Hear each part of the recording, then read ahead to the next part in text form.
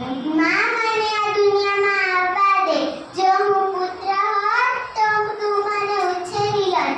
પછી મારામાં શું દોષ? શું તું મને દહેજને લીધે પ્રેમ નથી કરતી? નહીં નહીં, તું દહેજથી ડરીશ નહીં. થોડી કોશિશ તું કરજે, થોડી કોશિશ હું કરીશ.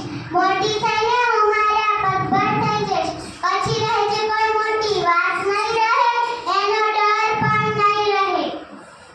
મારા હાથમાં પણ મહેંદી લાગશે, શરણાઈઓ વાગશે અને એક તારા આંગણાનું હું પંખી બનીને ઉડી જઈશ. માં, તું મને અત્યારથી ન ઉડાડમાં.